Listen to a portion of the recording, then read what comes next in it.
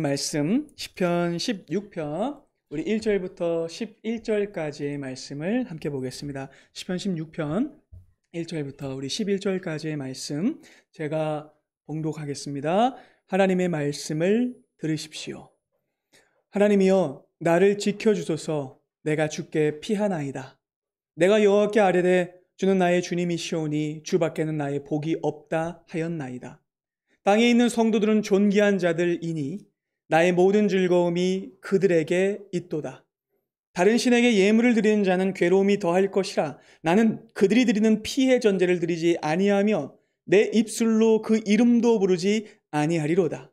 여호와는 나의 산업과 나의 잔의 소득이시니 나의 분깃을 지키시나이다. 내게 줄로 재어준 구역은 아름다운 곳에 있으며 나의 기업이 실로 아름답도다. 나를 훈계하신 여호와를 송축할지라. 밤마다 내 양심이 나를 교훈하도다. 내가 여호와를 항상 내 앞에 모시며 그가 나의 오른쪽에 계심으로 내가 흔들리지 아니하리로다. 이러므로 나의 기쁨이 나의 마음이 기쁘고 나의 영도 즐거워하며 내 육체도 안전히 살리니 이는 주께서 내 영혼을 수월해 버리지 아니하시며 주의 거룩한 자를 멸망시키지 않으실 것임이니이다. 주께서 생명의 길을 내게 보이시리니 주의 앞에는 충만한 기쁨이 있고 주의 오른쪽에는 영원한 즐거움이 있나이다. 아멘. 메시아 시편 강의 두 번째 시간, 오늘 설교의 제목은 주의 신실한 자를 살리실 것이라 입니다.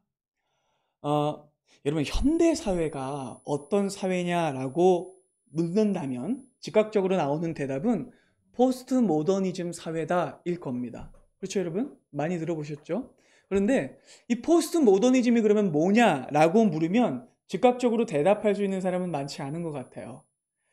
포스트 모더니즘은 단순히 한국말로 번역하면 후기 현대주의인데 이건 그냥 인류 역사에 대한 시대별 구분이에요. 예를 들어서 고대, 중세, 그리고 근대, 현대, 후기 현대. 그러니까 이런 시대별 구분이에요. 근데 이 후기 현대주의가 그럼 구체적으로 뭐냐라고 알려면 특징을 알아야 됩니다.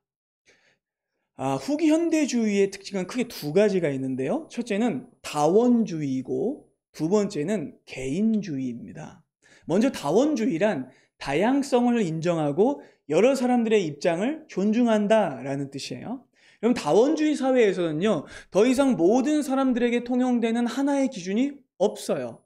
이전에 봉건 사회는 다름을 인정해주지 않았죠. 그리고 개인을 존중하지 않았습니다. 과거에는 국가나 제도, 관습, 계급 같은 것들이 절대적인 기준이었었어요. 그런데 이제는 단 하나의 기준이나 정답이 없어요. 그래서 뭐라고 불러요? 다원주의 사회라고 부르는 거예요. 그래서 오늘날은 다양한 사람들의 의견을 수용합니다. 자, 포스트 모더니즘의 두 번째 특징은 개인주의입니다. 오늘날 사회는 국가나 민족, 집단 이런 것보다 뭐가 더 중시돼요? 개인이 더 중시되죠. 이거는 설명을 자세히 안 들어도 되죠? 네.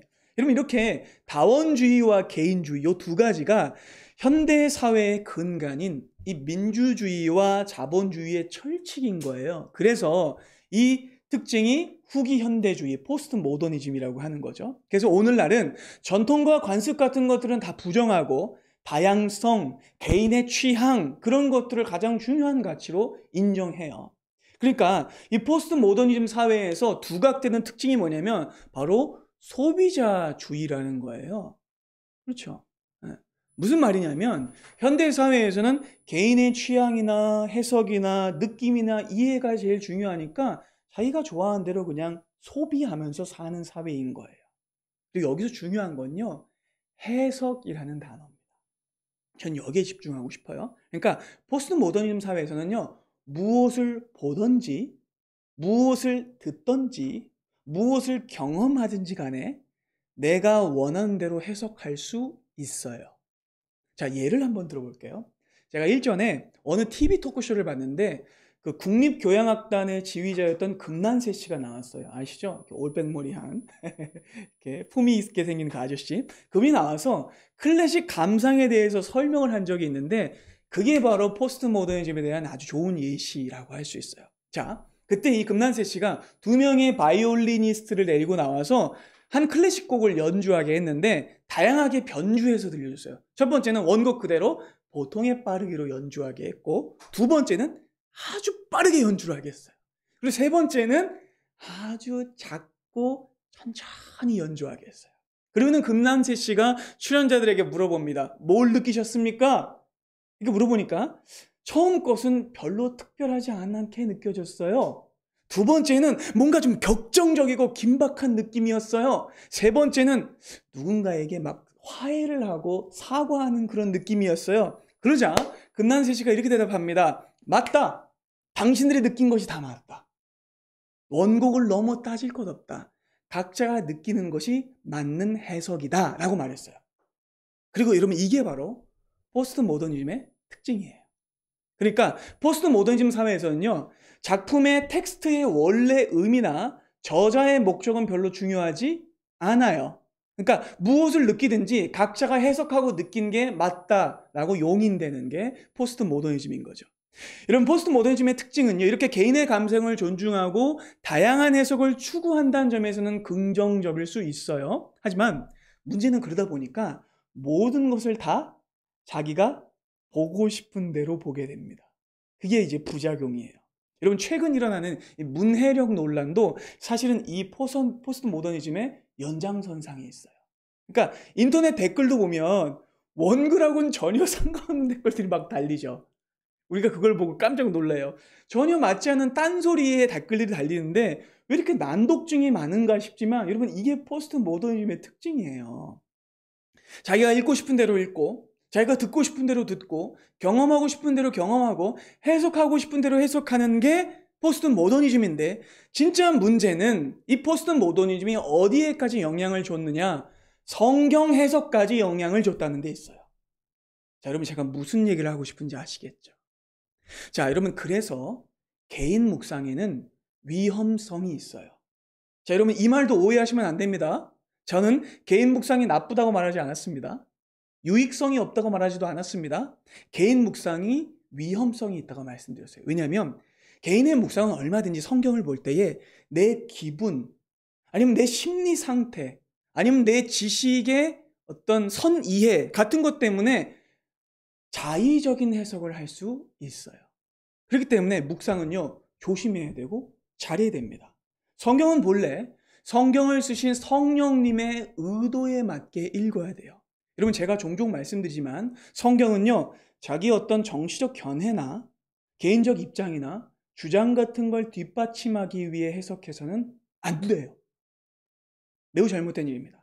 근데 이런 포스트 모더니즘이 오늘날의 성경 해석까지 이 영향을 끼치다 보니까 생각보다 많은 사람들이 막 인권을 이야기하기 위해서 성경을 인용하고 정치적인 자기 입장을 말하기 위해서 성경을 인용하는 경우가 많아요. 오늘날의 강단이 오염된 이유가 여기에 있어요.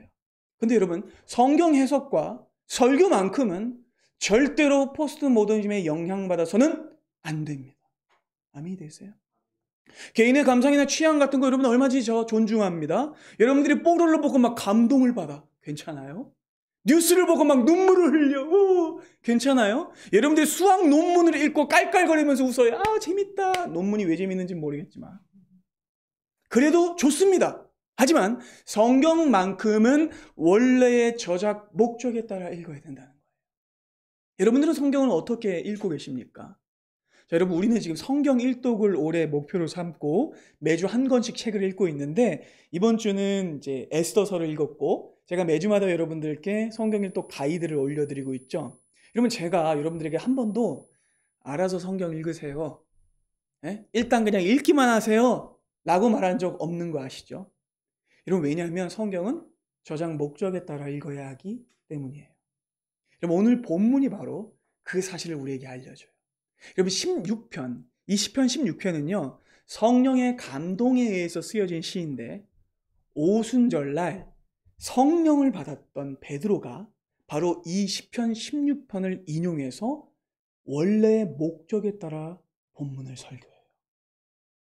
자, 오늘의 본문인 이 시편 16편은요, 사도 베드로가 한 복음 설교의 주제이자 근거가 되는 말씀으로서 우리가 어떻게 성경을 해석해야 하는지, 어떻게 성경을 읽어야 하는지를 가르쳐주고 또한 설교를 어떻게 해야 하는지도 가르쳐줘요. 여러분 사도 베드로는요. 신약에 등장하는 첫 번째 설교자라고 할 수 있습니다. 왜냐하면 설교가 무엇이냐 하면 설교는요. 성경을 풀어 그리스도를 드러내는 것이기 때문입니다. 뭐라고요? 풀어 그리스도를 드러내는 것이 설교입니다. 설교자가 하고 싶은 말을 하기 위해서 정치적인 목적을 가지고 성경을 인용하는 것이 설교가 아니에요. 그냥 성경에 등장하는 어떤 교훈이나 도덕 같은 것을 여러분들에게 가르쳐주기 위해서 설교를 하는 것이 아니에요. 설교의 목적은 성경을 풀어 그리스도를 드러내는 것에 있습니다.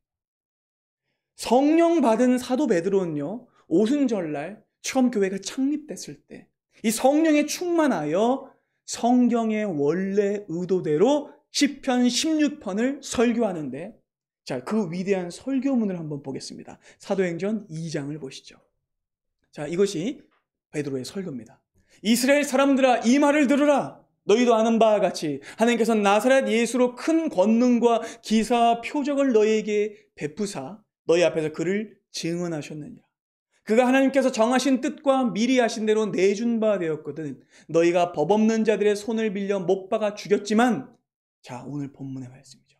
하나님께서 그를 사망의 고통에서 풀어 살리셨으니 이는 그가 사망에 매여 있을 수 없었습니다. 다윗이 뭐라고 예언했어요? 16장 16편이죠. 내가 항상 내 앞에 계신 주를 배웠으며 나로 요동하지 않게 하기 위하여 그가 내 우편에 계시도다. 그러므로 내 마음이 기뻐하였고 내 혀도 즐거워하였으며 육체도 희망에 거하리니 이는 내 영혼을 음부에 버리지 아니하시며 주의 거룩한 자로 썩음을 당하지 않게 하실 것임이로다. 아멘. 주께서 생명의 길을 내게 보이셨으니 주 앞에서 내게 기쁨이 충만하게 하시리로다 하였으므로 형제들아 내가 조상 다윗에 대하여 이제 담대히 말할 수 있느니 다윗은 죽어 장사되어 그 묘가 오늘날 우리 중에 있도다. 그는 뭐라고요? 자, 다윗을 왕이라고 말하지 않고 뭐라고 말해요? 선지자라고 말해요. 왜 선지자일까요? 그 한 사람을 그 위에 앉게 하심을 알고 미리 누구를 봤어요? 그리스도를 보고 그리스도의 부활을 이 시편 16편을 통해서 말한 거예요. 그가 음부에 버림되지 않고 그의 육신이 썩음을 당하지 아니하리라 하더니 그 시편 16편의 예언대로 이 예수를 하나님이 다시 살리셨다라고 그렇게 설교합니다. 놀라운 말씀이죠. 여러분 그는요. 다윗이 죽어서 지금 그 무덤이 우리 중에 있지만 예수님의 무덤은 없다고 말해요. 왜요? 예수님은 부활하셨으니까. 이 세상의 모든 사람은 무덤이 있지만 예수님만은 무덤이 없습니다. 살아나셨기 때문이죠. 썩지 않고 부활하셨기 때문입니다. 여러분 그 사실을 사도 베드로가 이 시편 16편을 풀어서 우리에게 알려주는 거예요. 그러니까 저도 설교할 때 시편 16편을 어떻게 설교해야 될까요? 그리스도를 중심하여 설교해야 합니다. 자, 바라기는 오늘 말씀을 통해 자기의 신실한 자를 절대로 버리지 않는 하나님의 사랑과 구원을 감격하고 그리스도를 더 사랑하게 되는 은혜가 우리에게 있기를 바랍니다. 자, 여러분 우리가 이렇게 시편 16편을 읽었어요. 그리고 아마 여러분들이 이 시편 16편을 읽으시면서 아마 느끼신 것이 있었을 거예요. 아마 그것은 시편 16편에 우리가 지난주에 살펴본 1편하고 2편에 대한 내용이 또 나오네? 라는 걸 아마 느끼셨을 거예요. 맞습니다. 여러분 본문의 이 시편 16편에도 어떤 표현이 나오냐면 복이라는 표현이 나옵니다. 또 누가 등장하냐면 의인이 등장합니다. 그리고 길이라는 표현이 등장합니다. 전부 1편하고 2편에서 만났던 단어들이죠. 여러분 그리고 시편의 16편의 구조는 이렇게 되어 있는데 1절부터 5절까지가 1년이고 6절부터 10절까지가 2년이고 마지막 11절이 결론인 3년이에요. 자, 먼저 1년을 볼 텐데요. 1년의 핵심은요. 간구에 있습니다. 자, 그렇다면 시인은 도대체 뭘 간구하고 있을까요? 자, 1절과 2절을 보겠습니다. 하나님, 나를 지켜주소서. 내가 주께 피하나이다. 내가 여호와께 아뢰되 주는 나의 주님이시오니 주밖에는 나의 복이 없다 하였나이다. 자, 지금 이 시를 지은 다윗은요, 하나님께 피하는 중에 있어요. 그 말인즉슨 그가 굉장한 고난 중에 있다는 겁니다. 그것이 어떤 고난인지 우리가 구체적으로 알 수는 없지만 우리는 다윗의 인생 중에 아주 고통스러웠던 도피 기간이 있다는 걸 알기 때문에 아마 이때 지은 시가 아니었을까 해요. 다윗은 지금 목숨이 위태로워서 어디론가 막 도망치고 있는 중이에요. 그는 헐떡거리고 있어요. 땀을 흘리고 있어요. 등에 식은 땀이 흐르고 있어요. 그리고 그는 이 상황 중에 주님께 부르짖고 있습니다. 그리고 여러분들 이 장면은요, 성도가 고난 중에 피해야 하는 유일한 안식처가 어디인지를 우리에게 가르쳐줘요. 물론 다윗은 당장 물리적으로는 아마 동굴 같은 데 피했을 거예요. 사람들이 자주 다니지 않는 곳으로 피했을 겁니다. 골짜기 아니면 메마른 곳, 인적이 드물고 쉽사리 대적이 자기를 찾을 수 없는 곳으로 분명히 피했을 거예요. 그런데 그는요, 물리적인 공간에 자기의 안전이 있다고 말하지 않아요. 그는 자신의 안전이 오직 어디에 있다고 말합니까? 하나님께 있다고 말합니다. 그래서 그는 하나님께 간구하고 있는 것이고 하나님께 피하고 있는 거예요. 그리고 여러분, 이 기도의 내용은요, 놀랍게도 우리가 지난주에 살펴본 시편 2편의 내용을 그대로 이어받아요. 시편 2편에 여러분 결말이 어떻게 됐어요? 그의 여호와와 그의 아들에게 피하라 였죠. 여러분, 성도는 어떤 사람입니까? 어려움이 임했을 때 세상 왕에게 피하는 자가 아닙니다. 성도는 어려움이 임했다고 해서 헛된 일을 꾸미는 자가 아닙니다. 성도는 어려움이 임할 때 여호와 하나님께 피하는 자이며 그의 기름 부음 받은 자에게 피하는 자입니다. 그것이 성경이 말하는 복이었죠. 그 진리를 다윗이 지금 입술로 고백하고 있는 거예요. 그는요, 절체절명의 순간에도, 긴박한 상황에도 입술로 죄를 짓지 않아요. 하나님께 그는 분노하지 않아요. 헛된 것을 읊조리지 않아요. 깨달으십니까? 그는 오직 하나님만이 나를 지킬 수 있는 분이라고, 나의 복이 되신다고 고백하는 거예요. 그리고 이 모습은요, 우리에게 정말 깊은 감동을 줘요. 아, 성도의 모습이 이런 모습이구나 라는 걸 깨닫게 해줘요. 여러분, 사람은요, 보통 고난이나 역경이 임하면 정신이 흐트러집니다. 살짝 맛이 가요. 그래서 상황 판단이 안 되고 살기 위해 뭐든지 하려고 해요. 거짓말도 하고요. 자존심도 버리고요. 심지어는 가족을 파는 경우도 있죠. 그렇게 처절한 순간이 되면 사람은 얼마든지 인간적인 술수를 씁니다. 사람의 방법으로 숨기 마련입니다. 그런데 이 처절한 순간에도 시인은요, 하나님을 저주하지 않습니다. 그런데 하나님께 분노하지 않아요. 헛된 것을 읊조리지 않습니다. 다윗은 입술로 죄를 짓지 않아요. 그는 위기의 순간에도 헛된 것을 하가하는 것이 아니라 하나님의 말씀을, 하나님을 향한 신뢰를 하가 읊조리는 거예요. 그렇게 시인은 이렇게 가장 먼저 하나님을 의지하는 말로 고난을 이겨내고 있는데, 바로 다음에 등장하는 3절은요, 그가 하나님께 피하기 위해서 또 하나의 시도를 하고 있는 걸 보게 돼요. 자, 3절 보겠습니다. 여러분 함께 읽어볼까요? 시작.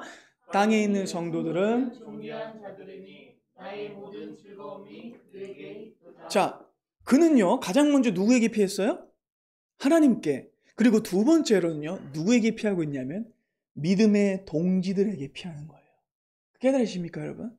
그러니까 3절의 말씀은요, 이번에도 시편 1편의 말씀을 떠올리게 하는데, 여러분 생각해 보세요.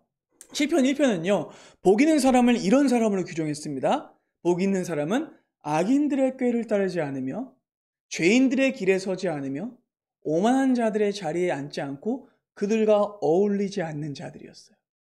자, 반대로 복 있는 사람은 의인들의 회중에 드는 사람이었어요. 자, 그렇기 때문에 그가 이렇게 말하고 있는 거예요. 땅에 있는 성도들은 존귀한 자들이니 나의 모든 즐거움이 그들에게 있도다. 그러니까 여러분, 시인은요, 지금 성도들과 함께 있는 걸 즐거워하는 거예요.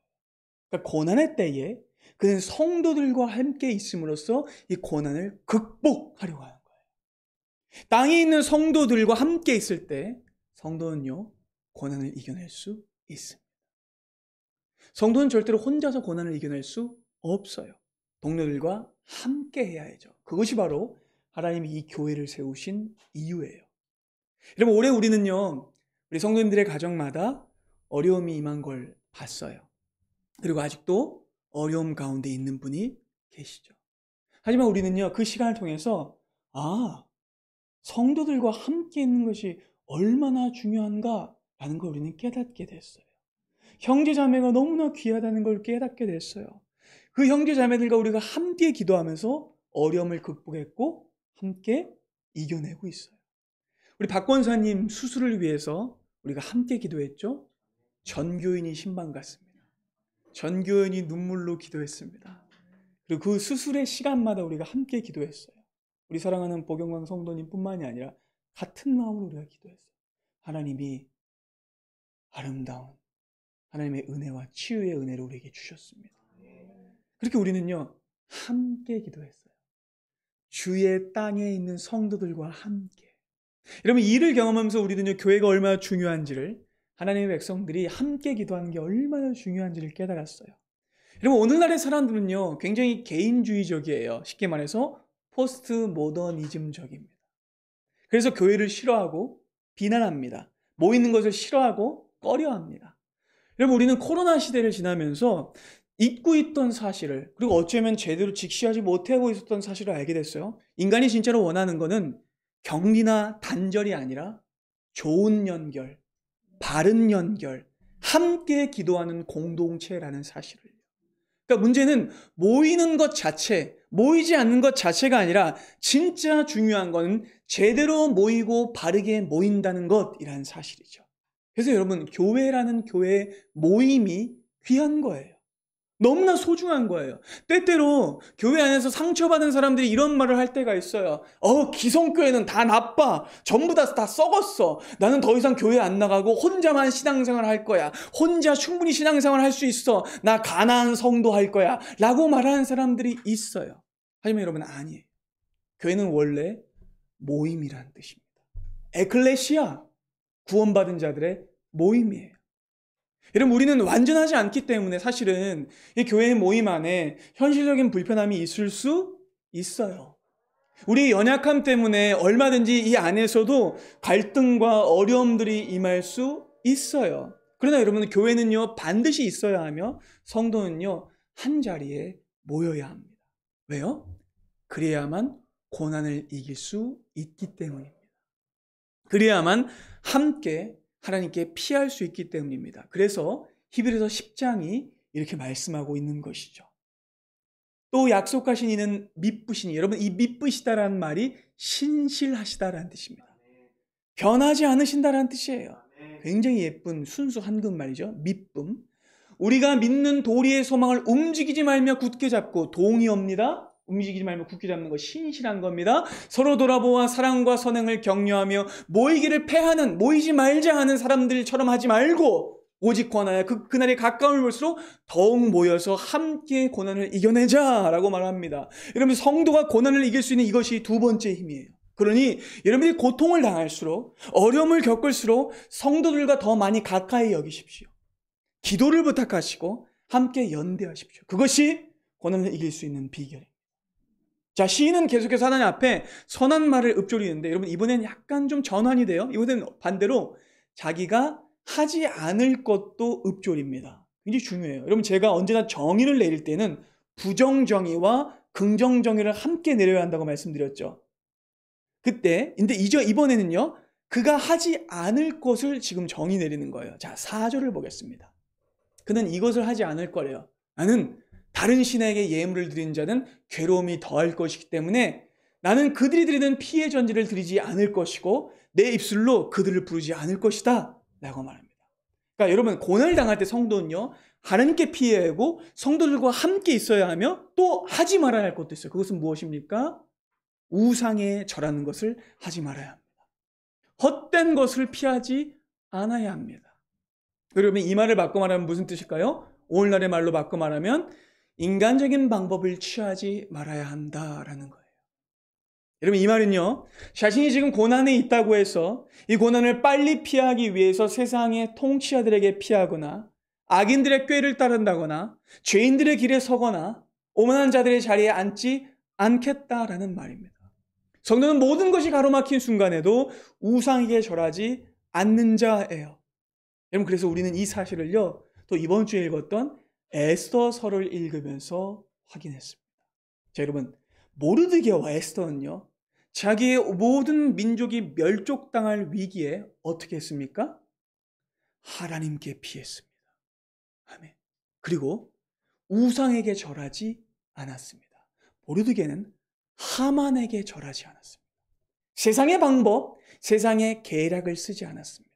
두 사람은 오직 하나님께만 피했으며 더 나아가 성도들과 함께 기도했어요.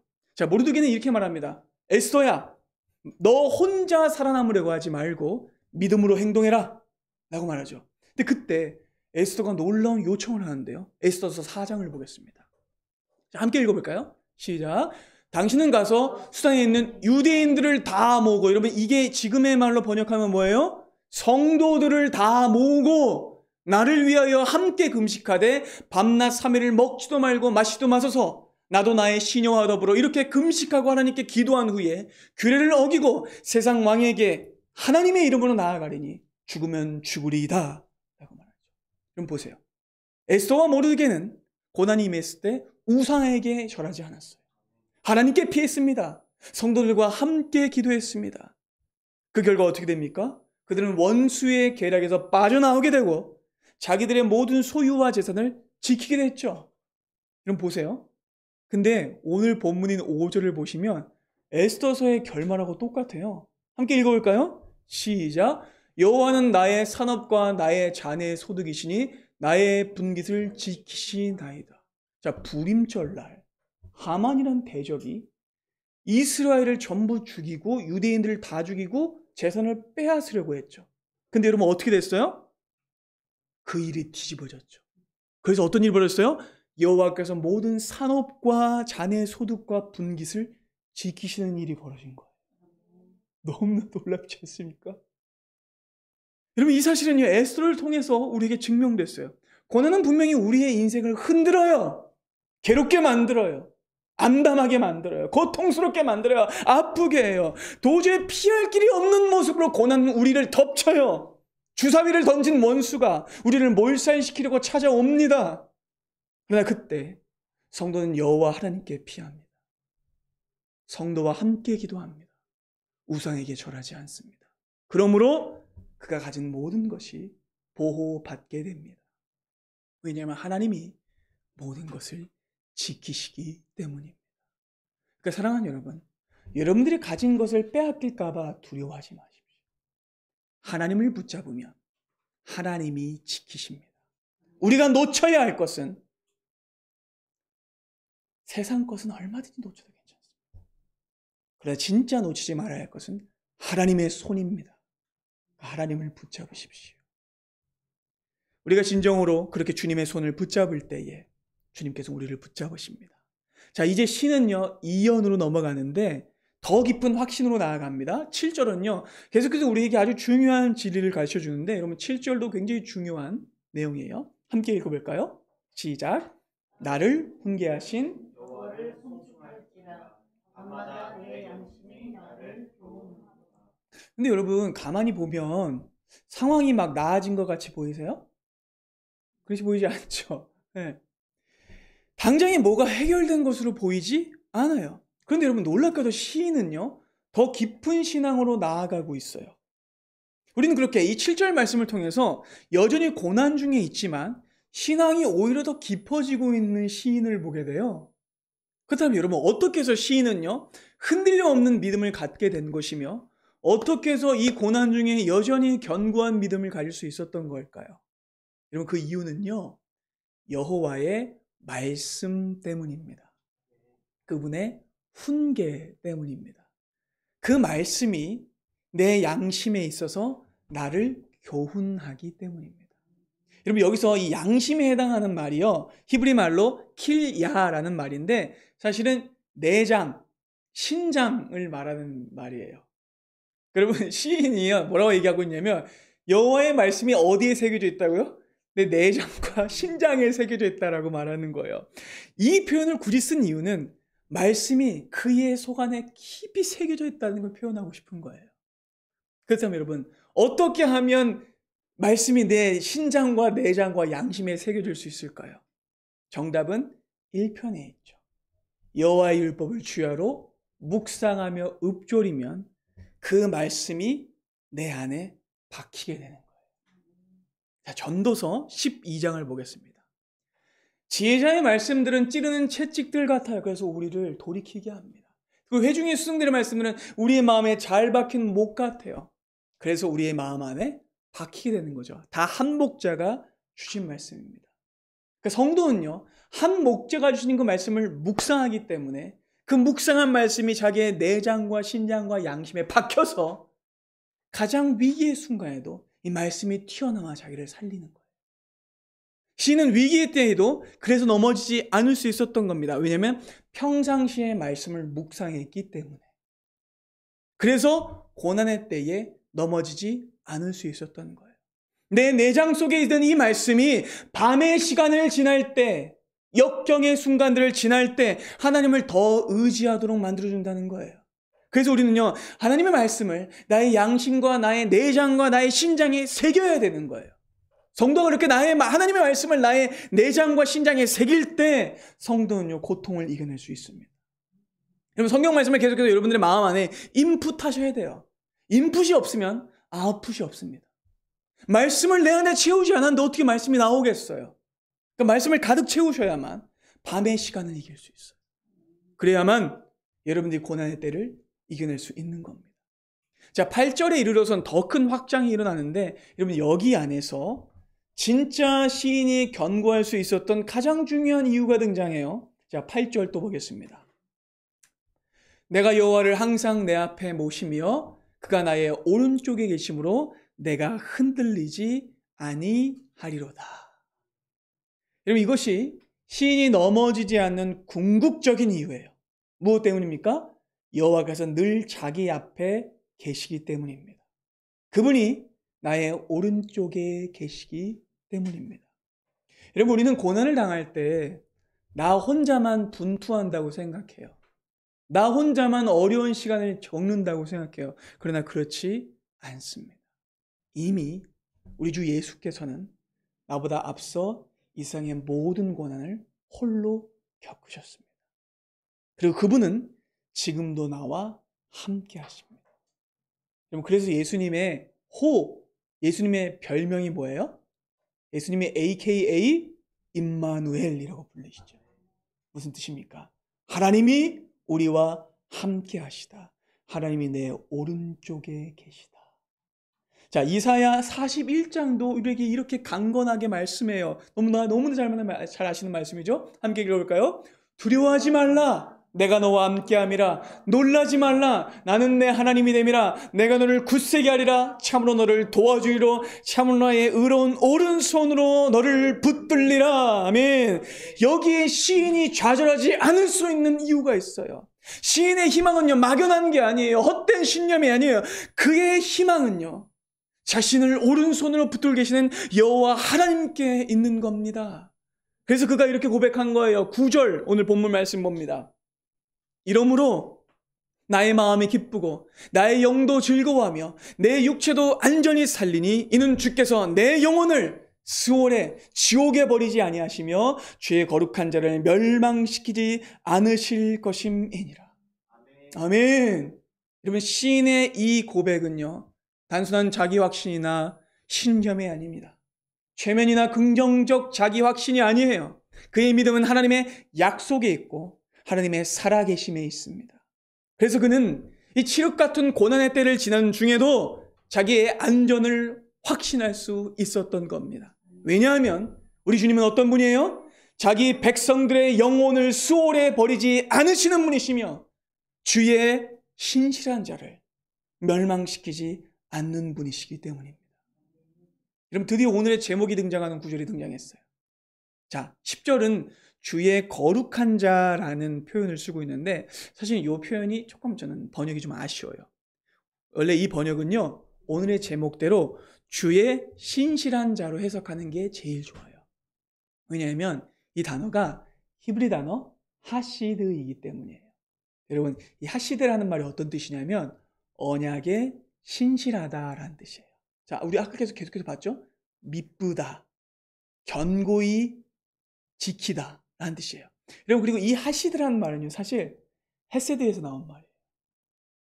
헤세드, 그러니까 헤세드 한 사람이 하시드인 거예요.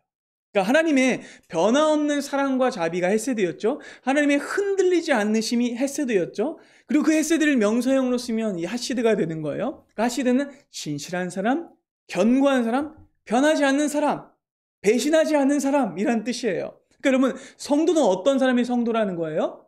하나님을 온전하게 신실하게 끝까지 따르는 사람이 성도라는 거예요. 그리고 그 신실한 사람을 주님께서는 멸망시키지 않으실 것이다 라고 약속하고 있죠. 여러분, 그리고 이 지점에서 앞의 구절들을 한번 생각해 보세요. 자, 본문의 시인이 하나님을 향하여 간구하고 있습니다. 근데 시인에게 드러나는 가장 큰 특징이 여러분 뭔 것 같으세요? 신실함이죠. 깨달으십니까? 그러니까 성도의 특징은 신실함에 있습니다. 그가 얼마나 헌금을 많이 하느냐? 교회에 얼마나 오랫동안 출석했느냐? 아니요, 거기에 있지 않아요. 그가 얼마나 하나님 앞에 흔들림 없이 신실하느냐? 거기에 있어요. 이것이 성도의 삶입니다. 그리고 이런 성도의 삶을 가장 완전한 모범으로 보이신 분이 바로 우리 주 예수 그리스도이십니다. 여러분 생각해 보세요. 그분 하나님께 완전히 신실하셨어요. 완전히. 그분은 로마 총독이 신문할 때에도 하나님만 붙잡으셨고, 유대의 대제사장들이 조롱할 때도 하나님께 신실하셨고, 로마의 병정들과 이스라엘 백성들이 침뱉고 채찍질할 때도 그는 여호와 하나님께만 신실하셨습니다. 그리고 그분은 심지어는 기도를 같이 할 사람이 없었을 때도 제자들은 다 누워서 자고 있고 홀로만 이 세상을, 지구를 구원하기 위해 기도하고 계실 때 그분은 홀로 기도하셨습니다. 그분은 다른 어떤 신에게도 예물을 드리지 않으셨으며 그 어떤 순간에도 하나님 아버지 앞에 끝까지 홀로 신실하셨습니다. 그리고 그 결과 그분은 어떤 결말을 얻으셨습니까? 썩지 않으셨습니다. 다시 살아나셨습니다. 부활하셨습니다. 그래서 주님은 자신의 부활과 이 생명을 통해서 마침내 무엇을 보이셨는가? 오늘의 본문의 결말인 11절을 함께 보겠습니다. 함께 읽어봅니다. 11절, 오늘의 본문인 11절 함께 보겠습니다. 시작. 주께서 생명의 길을 내게 보이시리니 주의 앞에는 충만한 기쁨이 있고 주의 오른쪽에는 영원한 즐거움이 있나이다. 이 생명의 길이 누구십니까? 예수 그리스도이십니다. 아멘. 그렇게 생명의 길 대신 예수 그리스도께서 시편 16편을 통해서 드러나고 계신 거예요. 그렇다면 여러분, 우리는 어느 길로 가야겠습니까? 생명의 길인 예수를 따라가야 하는 것이죠. 왜냐하면 오직 그분 안에만 충만한 기쁨이 있고 그분 안에만 영원한 즐거움이 있기 때문입니다. 사랑하는 여러분, 성도는요, 주의 신실한 자예요. 역경과 고난, 어려움과 박해가 찾아온다고 해서 하나님을 떠나는 자가 아닙니다. 아니, 오히려 성도는요, 어려움이 임할수록 더 하나님께 가까이 나아가는 자입니다. 그러니까 복 있는 사람은요, 하나님을 향한 사랑과 믿음과 충절을 절대로 잃어버리지 않는 자예요. 주님께 끝까지 피하는 자는 그 신실함으로 인해 썩지 않고 다시 살아날 것입니다. 그러니 사랑하는 여러분, 역경과 고난이 올 때 예수께로 피하시고 성도와 함께 기도하시고 하나님 앞에 신실하십시오.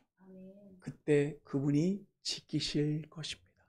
바르게는 새롭게 시작된 이 한 주, 오직 생명의 길이신 예수께로만 피하며 영원한 즐거움을 누리며 사는 은혜가 우리 모두에게 있기를 바랍니다. 아멘. 기도하겠습니다.